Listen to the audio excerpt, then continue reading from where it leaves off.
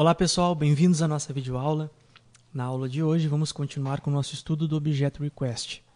Nós vimos na aula anterior que o Objeto Request então ele recupera valores da minha aplicação.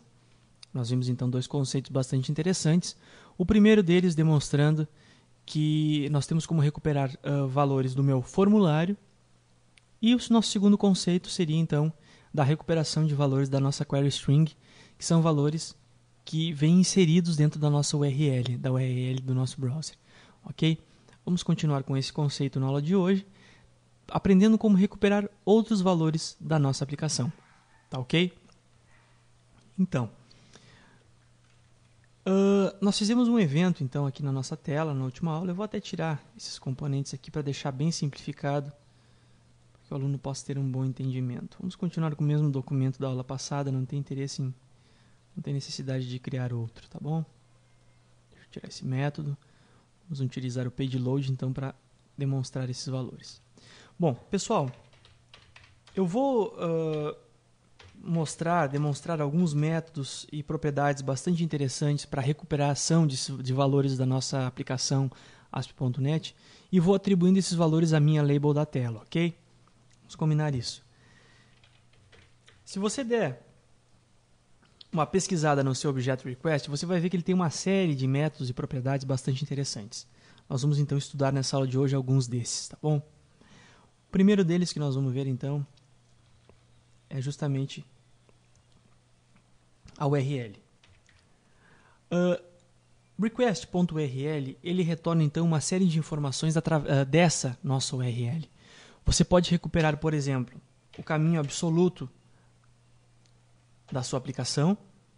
Eu vou mostrando cada uma e vou abrindo o browser para mostrar como funciona, que é justamente o nome da nossa aplicação sem o domínio, sem o www.algumacoisa.com.br, que esse é o caminho absoluto da nossa aplicação, tá? Eu posso recuperar ainda, através do request, a URI. A URI, sim, ela é a apresentação desse nosso endereço completo, ou seja, tudo aquilo que é o nosso endereço propriamente dito vai estar dentro dessa nossa URI, inclusive a query string, se ela existir. Ok? Perfeito? Então você tem uma série de informações aqui que você pode recuperar dessa sua URI. O nome do host, por exemplo, que você está executando.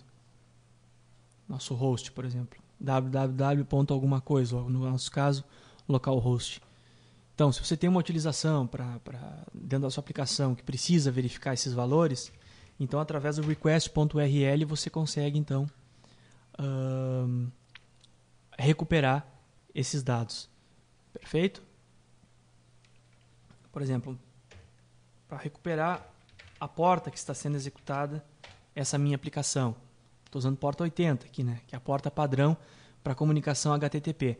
Mas, se meu browser estivesse configurado, olha só, de repente eu vou lá no meu IIS, configuro o meu browser para utilizar uma outra porta, tá? Eu tenho a porta 80 aqui como padrão, perfeito? Mas eu posso configurar outras portas, eu posso adicionar uma outra aqui.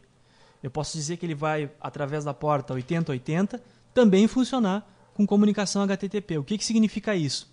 Ele tem a 80 como padrão, que é a primeira porta, e também vai ter a porta 8080, que é uma porta secundária, que eu também posso acessar essa minha aplicação web através dela.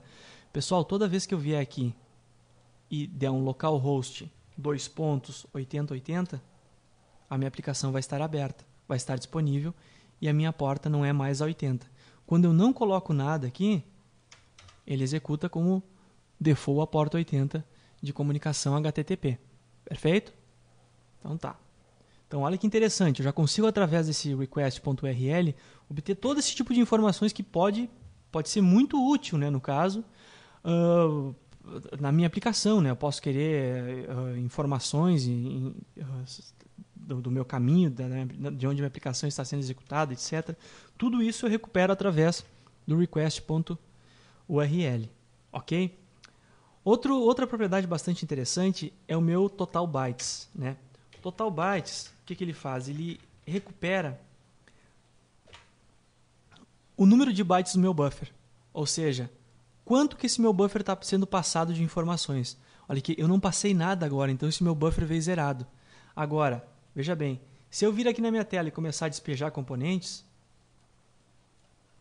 ó, tem um label, já tem um text box, tem um botão, só posicionar direitinho e rodar minha aplicação, meu buffer não é mais zerado agora. Ó, aqui no caso eu não estou passando nenhuma informação, né? Agora, comecei a passar informações para o meu buffer, ele já é incrementado, tá bom? Então todas essas informações que são passadas para a recuperação do meu objeto request, justamente elas podem ser contabilizadas. Isso pode ser útil em alguma aplicação, de repente eu posso ter algum limite de passagem de informações, então eu utilizo o request.buffer para isso.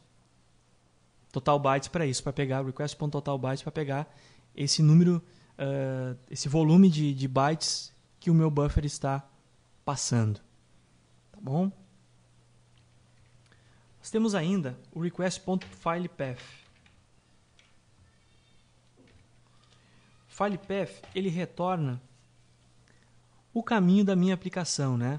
Justamente nós já vimos que é o caminho absoluto. Através do request.url eu tenho uma propriedade ali dentro que também retorna a mesma informação, né? Então é só uma outra forma de eu buscar essa informação. Nós temos também o request.isLocal, ok? Acho que ele não vai... Ah, tá, ele é booleano, né? Então tem que passar para string. Ok. Esse cara retorna se minha aplicação está sendo executada localmente ou não. Ou seja, se eu estivesse executando essa minha aplicação fora do meu domínio ou fora da minha máquina, ela viria como falsa, então, essa informação. Para que serve isso? Eu tenho, às vezes, aplicações de intranet que elas não podem ser executadas fora do meu ambiente, né, do meu domínio. Então, ou fora de uma máquina específica, ou fora da máquina onde o IIS está instalado, né? Então, eu justamente utilizo o request.isLocal para isso, né? Para justamente verificar a localização desta minha execução. Bom, outra propriedade bastante interessante é o request.isAuthenticator. O que ele retorna? Ele retorna se a minha aplicação está autenticada. No caso, eu não estou usando uma aplicação autenticada, eu não estou usando nenhum mecanismo de autenticação HTTP, então ele retorna como falso essa propriedade. Bem, vocês estão vendo, eu tenho uma série de métodos que eu vou então aprendendo como eu vou utilizar esses métodos. Por exemplo, Secure Connection, eu vou verificar se ele está usando HTTPS na minha aplicação. No caso aqui não, eu não estou usando HTTPS.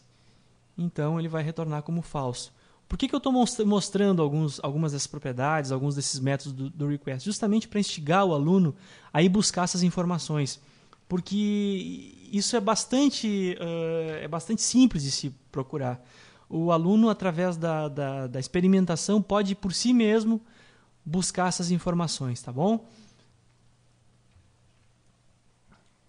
Por exemplo, o nome do agent, ou seja, informações de browser, que é user agent.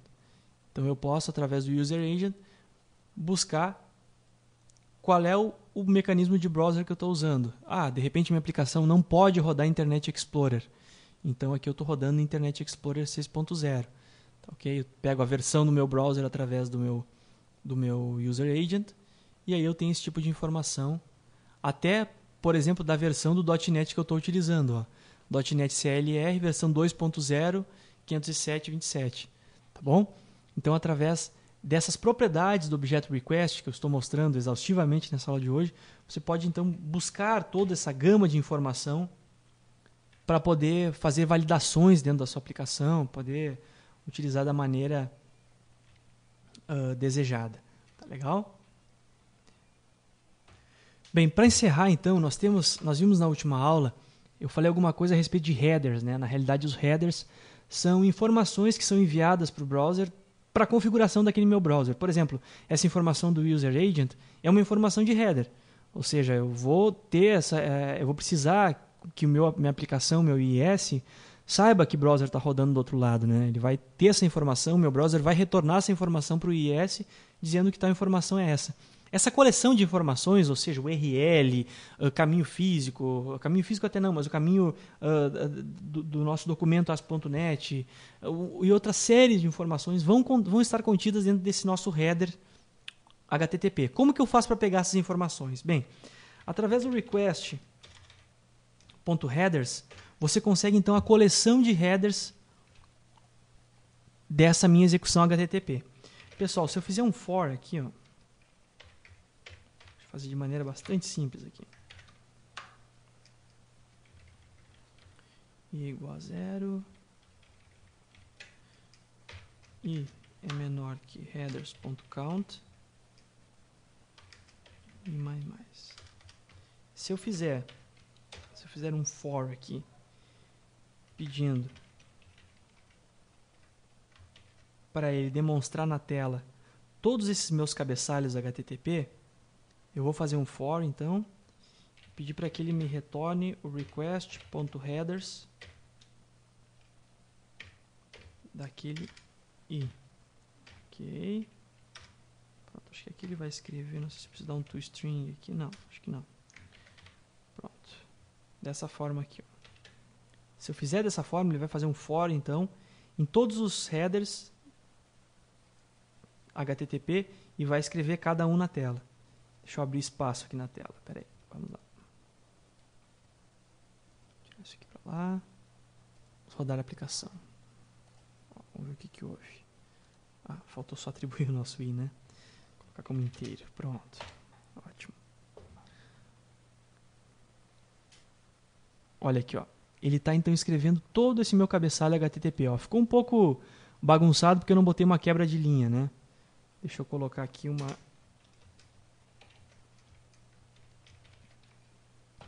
quebra de linha. Você vai respeitar com BR. Ok, perfeito.